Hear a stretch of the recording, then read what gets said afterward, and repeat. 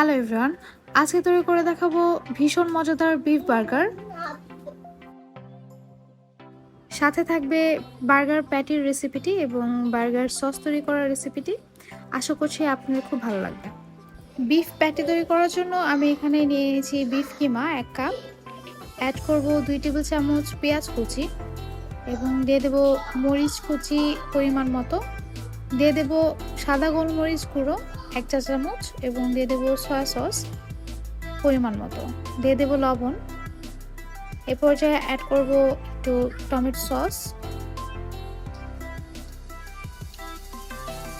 সবকিছুকে খুব ভালো করে মিশিয়ে নেব। আদা রসুন বাটা দিয়ে দেব 1 চা চামচ।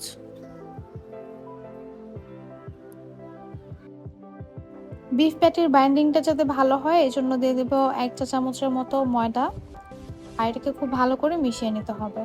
আপনারা চাইলে আটাও ব্যবহার করতে পারেন, আবার কর্নফ্লাওয়ারও দিতে পারেন। এ পর্যায়ে বিফ প্যাটির একটা শেপ দিয়ে দেব। প্যাটিটা যখন ভাজবেন তখন এটা কিন্তু আরো ছোট হয়ে যায়, তাই এটাকে যত সম্ভব একটু বড় করেই তৈরি করবেন।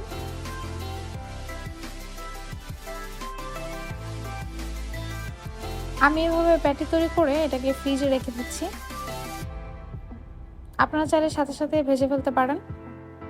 আর এখন আমি তৈরি করে নেব বার্গার সস। এর জন্য পরিমাণ মতো মেয়োনিজ নিয়ে নিয়েছি এবং দিয়ে দেব টমেটো সস 2 চা চামচ। এ পর্যায়ে অ্যাড করব সাদা সরিষা বাটা 1 চা চামচ।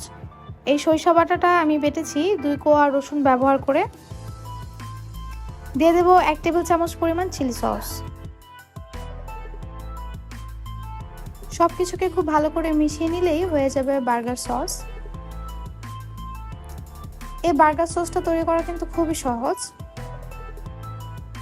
এক্সট্রা ঝামেলা না করে আমার মনে হয় এভাবে সসটা তৈরি করলেই সবচেয়ে বেশি ভালো হয়। সামান্য পরিমাণ একটু চাট মশলা ব্যবহার করে আমি এখানে কিছু পেঁয়াজ একটু সটে করে নেব। বার্গারে এইভাবে পেঁয়াজ ব্যবহার করলে সেটা খেতে কিন্তু খুবই ভালো লাগে। সামান্য পরিমাণ একটু বাটার দিয়ে আমি বার্গারের যে বানগুলো আছে সেটা ভেজে নেব।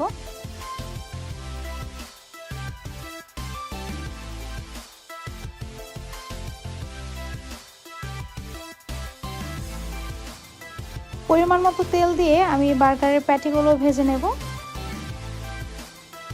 এখানে কিন্তু খুব বেশি পরিমাণ তেল ব্যবহার করা যাবে না।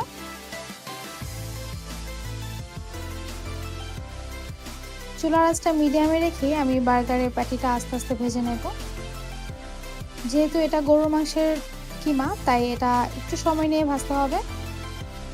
প্যাটি ভাজা হয়ে গেলে আমি তার উপর চিজ দিয়ে দেব, স্লাইস করে রাখা চিজ। চিজটা পুরো মেল্ট হয়ে গেলে সেটা খেতে কিন্তু বেশি ভালো লাগে। এখন বার্গার তৈরি করার পালা। বার্গার তৈরি করার জন্য আমি প্রথমেই বার্গার সসটা দিয়ে নিচ্ছি। এবার প্যাটিটা বসিয়ে দেব।